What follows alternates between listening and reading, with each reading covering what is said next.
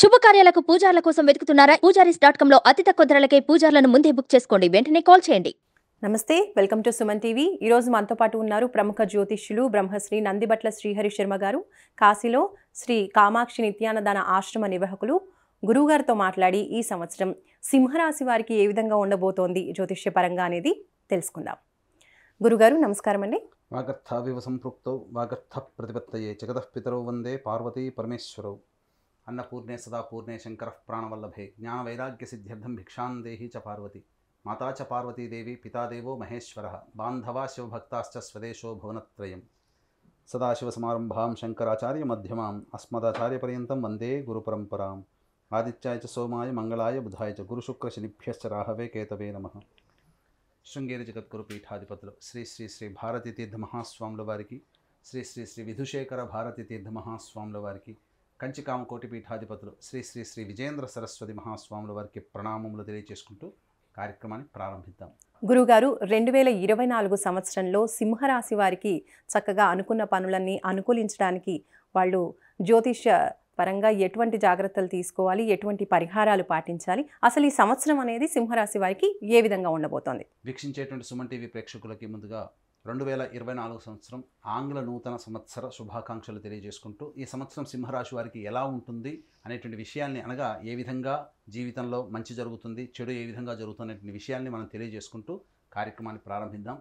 ఇక గమనించాల్సినటువంటి అంశం ఏంటంటే, చాలామందికి ఒక ఆలోచన ఉంటుంది, పంచాంగ శ్రవణం రాశి ఫలితాలు అనేటువంటివి ఉగాది టు ఉగాది కదా చెప్పుకోవాల్సింది, మరి 2024 జనవరి నుంచి చెప్పుకోవాల్సిన అవసరం ఏమొచ్చింది అనేటువంటి ఆలోచన చాలామందికి ఉంటుంది. ఇక్కడ గమనించాల్సింది ఏంటంటే, ప్రపంచమంతా కూడాను కోడై ఒకే విషయం గురించి ఇది చెప్పినట్లయితే అది శాస్త్ర సమ్మతం అవుతుంది. కాబట్టి ప్రపంచమంతా కూడా జనవరి 1వ తారీఖు నుంచి నూతన ఆంగ్ల సంవత్సరం ప్రారంభమవుతుంది. కాబట్టి ఇప్పుడు చెప్పుకోబోయేటువంటి ఫలితాలన్నీ కూడాను ఉగాది టు ఉగాది కాదండి.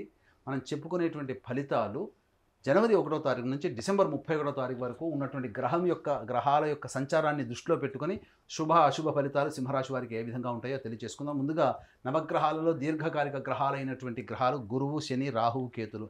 ఈ గ్రహాల యొక్క సంచార ప్రభావమే ప్రధానంగా గోచార రీత్యా ఈ 12 రాశుల వారికి ఏ విధంగా ఉంటుందో మనం చెప్పుకుంటూ ఉంటాం. కాబట్టి గురువు మే 2వ తారీఖు వరకు మేషరాశిలో, అలాగే 2 మే నుంచి డిసెంబర్ మొత్తం వరకు కూడా, అనగా 2024 వరకు కూడా వృషభ రాశిలో సంచారం జరుగుతూ, ఇక శని ప్రధానంగా కుంభరాశిలోని సంచారం జరుగుతున్నటువంటి కారణం, రాహుకేతులు సంవత్సరం అంతా కూడాను మీన, కన్యా రాశిలో సంచారం జరుగుతుంటుంది. అయితే ఈ యొక్క సింహరాశి వారికి ఏ విధంగా ఉండబోతుంది అని తెలుసుకున్నట్లయితే, ప్రధానంగా మనము ఈ యొక్క 2024 సంవత్సరాన్ని 2 టైం జోన్లుగా మనం చెప్పుకున్నాం. టైం 1 జోన్లో వచ్చేసరికి 1 జనవరి నుంచి 2 మే 24 వరకు కూడా గురువు మేషరాశిలో సంచారం చేస్తూ, 2 మే నుంచి 31 డిసెంబర్ వరకు కూడా, అనగా వృషభ రాశిలోకి సంచారం. అలాగే కుజుడు 21 అక్టోబర్ నుంచి 31 డిసెంబర్ వరకు కూడా కర్కాటక రాశిలో సంచారం. శని చెప్పుకున్నట్టుగానే సంవత్సరం అంతా కూడా ఉంటాడు. కాబట్టి సింహరాశి వారికి చూసుకున్నట్లయితే ప్రధానంగా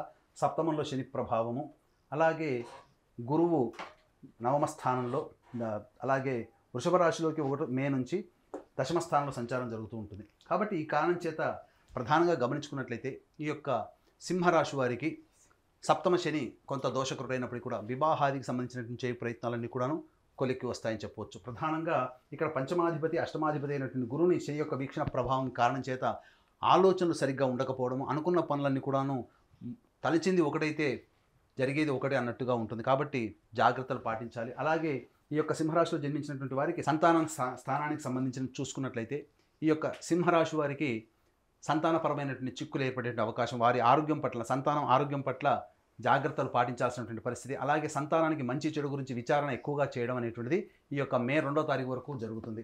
ఇక గమనించుకున్నట్లయితే ప్రధానంగా చేయాల్సినటువంటి తీర్థయాత్రలు కానీ, లేకపోతే దైవ అనుగ్రహం కోసం చేసే ప్రతి ప్రయత్నం కూడాను దైవానుగ్రహం లేకుండా ఉండడం, ఈ కారణం చేత 2 మే వరకు కూడా కాస్త ప్రశాంతమైనటువంటి జీవితం అనేటువంటిది ఈ యొక్క సింహరాశి వారికి ఉండదు.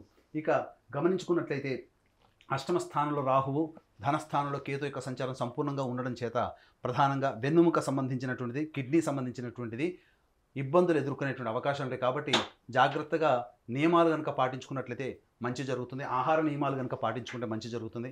ఇక మీ యొక్క వాక్కుకి విలువ పడిపోవడం అనేటువంటిది జరుగుతుంది. కాబట్టి దైవానుగ్రహం లేకపోవడము, అలాగే కుటుంబ స్థానంలో కేతు యొక్క సంచారం ఉండడం, ఈ కారణం చేత కుటుంబంలో కలహాలు కానీ, ఇబ్బందికర పరిస్థితులు కానీ, లేకపోతే ధనపరమైనటువంటి నష్టములు కానీ ఈ 2 మే వరకు కూడాను ఇబ్బందులు పడక తప్పదు సింహరాశి వారికి. అయితే ఎప్పుడు ఇలాగే ఉంటుందనంటే టైం 2 జోన్లో చెప్పుకున్నట్టుగా గురువు 2 మే నుంచి సంవత్సరం అంతా కూడాను దశమ స్థానంలోకి గురు సంచార ప్రభావం చేయడం, ఈ కారణం చేత అద్భుతమైనటువంటి యోగ కాలంగా చెప్పవచ్చు. అప్పటి వరకు అనుభవిస్తున్నటువంటి కష్ట నష్టాలన్నీ కూడా 2 మే తర్వాత విడివడిగా తొలగిపోతూ ఉంటుంటాయి. ముఖ్యంగా మీ యొక్క మాటకి విలువ పెరుగుతుంది. ఉద్యోగ ప్రయత్నంలో ఉన్నటువంటి వాళ్ళు చక్కగా నూతన ఉద్యోగంలోకి మారేటువంటి అవకాశాలు ఉంటాయి. బదిలీలకు సంబంధించే ప్రయత్నాలు ఉపాధ్యాయులు కావచ్చు, లేకపోతే ప్రభుత్వ ఉద్యోగస్తులు కావచ్చు, బదిలీలు జరిగేటువంటి అవకాశాలు ఎక్కువగా ఉంటాయని చెప్పవచ్చు. అలాగే ధర్మ కార్యాచరణ చేసేటువంటి అవకాశాలు ఉంటాయి. దానాది కార్యక్రమాలు ఎక్కువగా చేస్తారు. అలాగే గమనించుకున్నట్లయితే ఈ యొక్క గురువు యొక్క వీక్షణ అప్పటి వరకు ధనపరమైనటువంటి ఇబ్బందులతో ఉన్నటువంటి వారికి ఈ యొక్క 2 మే తర్వాత సంవత్సరం అంతా కూడాను ధనపరమైనటువంటి చిక్కులు తొలగిపోతాయి. నూతన రాబడి పెరుగుతుంది. ఎఫ్ఎంసీజీ రంగంలో ఉన్నటువంటి వారు, ఆహార సంబంధించినటువంటి ఉత్పత్తులు, అలాగే సూపర్ మార్కెట్ జోన్లో ఉన్నటువంటి వారు, బంగారు వ్యాపారస్తులు, కళాశాల యాజమాన్యంలో ఉన్నటువంటి వారు, ఇటువంటి అందరూ కూడాను అద్భుతమైనటువంటి ప్రగతిని సాధిస్తారు. అలాగే ఏదైనా కానీ ఈ చెప్పినటువంటి రంగాల్లో ఏదైనా వ్యాపార విస్తరణ చేయాలి అని అనుకున్నట్లయితే మే 2 తర్వాత మీ యొక్క నూతన కార్యాచరణ ప్రణాళిక అనేది కనుక ఉన్నట్లయితే తప్పకుండా మీకు మంచి జరుగుతుందని చెప్పవచ్చు. ఇక ఈ యొక్క సంచార ప్రభావం, ఈ యొక్క గురువు శని యొక్క ప్రభావం నుంచి బయటపడడం సింహరాశి వారికి అత్యంత అనుకూలమైనటువంటి యోగ కాలంగా చెప్పవచ్చు. అయితే ఇక్కడ ప్రధానంగా శని వివాహ స్థానంలో నుండి యోగిస్తున్నప్పటికీ వివాహ ప్రయత్నాల్లో ఈ సంవత్సరం ఆశించిన మేర శుభ ఫలితాలు పొందుతారు. సింహరాశి వారికి చక్కటి జీవిత భాగస్వామి లభించేటువంటి అవకాశం ఉంటుంది. కాబట్టి మే 2 నుంచి 21 అక్టోబర్ వరకు కూడా, అనగా ఈ సంవత్సరం అంతా కూడా వివాహం చేసుకోదలిస్తే 21 అక్టోబర్ లోపల మీకు వివాహ ప్రయత్నాలు చేసుకుంటే అన్ని రకాలుగా యోగదాయకంగా ఉంటుందని చెప్పవచ్చు. కర్కాటక రాశికి సింహరాశికి యోగకరుడైనటువంటి కుజుని యొక్క ప్రభావము 21 అక్టోబర్ నుంచి శని మీద ఉండడం, ఈ కారణం చేత జీవిత భాగస్వాముల మధ్య కావచ్చు, భాగస్వామ్యంతో కూడుకున్నటువంటి వ్యాపార సంస్థల్లో ఉన్నటువంటి భాగస్వాముల మధ్య కావచ్చు, కొన్ని పొరపచ్చాలు విభేదాలు తలెత్తే అవకాశం ఉంది. కాబట్టి 20 అక్టోబర్ నుంచి చేస్తున్నటువంటి వృత్తి వ్యాపార ఉద్యోగాల్లో మరియు కుటుంబ జీవితంలో జాగ్రత్తలు పాటించండి, సంయమనం పాటించాలి. అన్ని విషయాల పట్ల కాస్త ఓపికతో ఉన్నట్లయితే 21 అక్టోబర్ నుంచి ఆ 2.5 నెలల పాటు కాస్త ఓపికతో ఉన్నట్లయితే మంచి జరుగుతుంది. అలాగే ఈ యొక్క సింహరాశిలో జన్మించినటువంటి సినిమా ఇండస్ట్రీలో ఉన్నటువంటి పనిచేసేటువంటి వాళ్ళందరికీ కూడాను మే 2 వరకు కాస్త గడ్డు కాలం, తదనంతరం జీవితంలో అద్భుతమైనటువంటి ప్రగతి. అలాగే విదేశీయానానికి, విదేశీ ప్రయత్నానికి సంబంధించే ప్రయత్నాలన్నీ కూడాను ఖచ్చితంగా 21 అక్టోబర్ తర్వాత విదేశీ విద్యను అభ్యసించడానికి అనుకూలమైనటువంటి కాలంగా చెప్పవచ్చు. అలాగే రియల్ ఎస్టేట్ రంగంలో ఉన్నటువంటి వారికి మే 2 వరకు కాస్త ఆ జాగ్రత్తలు పాటించాల్సినటువంటి పరిస్థితి. తదనంతరం మంచి యోగదాయకమైనటువంటి కాలంగా చెప్పవచ్చు. అయితే ఇక్కడ ప్రధానంగా గమనించుకున్నట్లయితే 2 మే తర్వాత ఈ యొక్క సింహరాశిలో జన్మించినటువంటి రాజకీయ రంగంలో ఉన్నటువంటి వారికి చక్కటి పదవి లభించేటువంటి అవకాశం లభిస్తుంది. కాబట్టి మే 2 వరకు ఆశించడం కంటే కూడా సర్వీస్ చేయడం అనేటువంటి ఆలోచన చేసుకోండి. ప్రధానంగా ఉన్నత స్థాయి వ్యక్తుల యొక్క అనుగ్రహంతో చక్కటి కీలకమైనటువంటి పదవిలో ఈ రాశిలో జన్మించినటువంటి వారు చక్కటి పదవిని పొందుతారని చెప్పవచ్చు. ఇక ఏ తర్వాత చూసుకున్నట్లయితే కోర్టు సంబంధించినటువంటి విషయాల్లో కాస్త అనుకూలమైనటువంటి తీర్పు మాత్రము 2 మే తర్వాతనే వచ్చే అవకాశాలు ఉన్నాయి. అలాగే కొత్త వ్యక్తుల యొక్క పరిచయ ప్రభావము మీ జీవితంలో ఒక మార్పును తీసుకుని వస్తుంది. కాబట్టి మే 2 వరకు పరిచయం అయ్యేటువంటి వ్యక్తుల పట్ల కొంత అప్రమత్తతో ఉండండి. మీకు దగ్గర సంబంధించినటువంటి వ్యక్తులు మిమ్మల్ని మోసం చేసేటువంటి అవకాశాలు ఎక్కువగా ఉంటాయి. కాబట్టి జాగ్రత్తలు పాటించాల్సినటువంటి పరిస్థితి.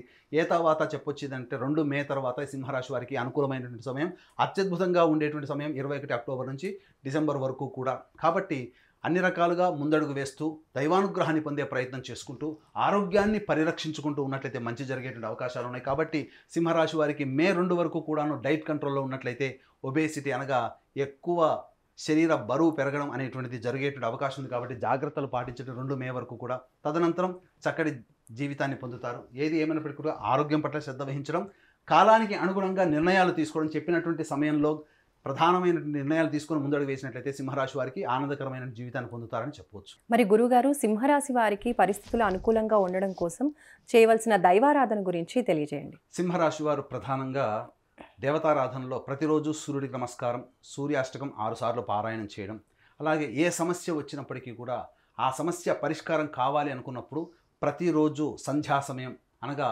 వెలుతురు వెళ్ళిపోయి చీకటికి పడడానికంటే ముందు మధ్య ఉన్నటువంటి కాలం, అనగా నక్షత్రాలు లేనటువంటి కాలంలో తులసి చెట్టు దగ్గర ఆవునేతితో దీపారాధన చేసి విష్ణు సహస్ర నామాల పారాయణం కనుక 27 రోజుల పాటు చేయండి. తప్పకుండా నెల రోజుల్లో మీరు అనుకున్నటువంటి సంకల్పం నెరవేరుతుందని చెప్పవచ్చు. మరి గురుగారు, సింహరాశి వారికి అదృష్ట సంఖ్య, అదృష్ట వారం ఏంటో చెప్పండి. సింహరాశి వారికి అదృష్ట సంఖ్య 1, 9. అదృష్ట వారము మంగళవారము, గురువారము. అలాగే ఇక్కడ గమనించాల్సిన అంశం ఏంటంటే ప్రతి వ్యక్తి కూడాను అనుకున్నటువంటి సంకల్పం నెరవేర్చుకోవాలనేటువంటిది కొత్త సంవత్సరంలో చాలామంది నిర్ణయాలు తీసుకుంటారు. కాబట్టి కొత్త సంవత్సరంలో తీసుకున్నటువంటి నిర్ణయాలు త్వరితగతిన పూర్తి అయిపోయి మనం ఆనందంగా జీవించాలంటే మన యొక్క ఆత్మవిశ్వాసము, మన స్వయం కృషి, మన నిజాయితీతో చేసేటువంటి ప్రతి ప్రయత్నంతో పాటు రవ్వంత దేవతానుగ్రహం కూడా కావాలి. కాబట్టి ఈ దేవతానుగ్రహం లభించాలి అందరికీ అనేటువంటి ఉద్దేశంతో మా పీఠం ఆధ్వర్యంలో ప్రతి నెల 21 రోజుల పాటు సంకల్ప సిద్ధి హోమాలు అనేటువంటివి జరుగుతాయి. అలాగే తండ్రి వైపు 7 తరాలు, తల్లి వైపు 4 తరాల్లో ఏవైనా దుర్మరణాలున్నా, అనగా road accident, fire accident, suicide attempt, నదిలో బావిలో పడి చనిపోవడం, ఇంట్లోంచి వెళ్ళిపోవడం, లివర్ ఫెయిల్, కిడ్నీ ఫెయిల్, క్యాన్సర్తో చనిపోవడం, 60 సంవత్సరాల లోపల ఏ విధంగా చనిపోయినా, పిండ ప్రదానాలు చేయలేకపోయినా, కులాంతర మతాంతర వివాహాలు కుటుంబంలో జరిగినా దానిని పితృదోషము లేదా పితృశాపము అని అంటారు. కాబట్టి అట్టి పితృదోషము లేదా పితృశాప నివారణకి మా పీఠం ఆధ్వర్యంలో నిజాయితీగా సశాస్త్రీయంగా పితృదోష నివారణ కార్యక్రమాలు జరిపించడం జరుగుతుంది. అలాగే మా యొక్క పీఠం ఆధ్వర్యంలో కాశీ క్షేత్రంలో మా సొంత భవనం శ్రీ కామాక్షి నిత్యాన్నదాన ఆశ్రమంలో కాశీలో ప్రతినిత్యం అన్నదానం జరుగుతూ ఉంటుంది. మీ పుట్టినరోజున కానీ, మీ పెళ్లి రోజున కానీ మీ యొక్క సంతోషాన్ని మీ కుటుంబ సభ్యులతో పాటు కాశీలో ఉన్నటువంటి శివబంధులతో కూడా పంచుకోదలిస్తే అన్నదాన కార్యక్రమం మీరు చేయవచ్చు. కాబట్టి అన్నదాన కార్యక్రమానికి సంబంధించిన వివరాలు కార్యక్రమ తదనంతరం కాంటాక్ట్ చేసి పూర్తి వివరాలు తెలుసుకోవచ్చు. ధన్యవాదాలు గురుగారు. సర్వం శ్రీ ఉమామహేశ్వర పరబ్రహ్మార్పణమస్తు.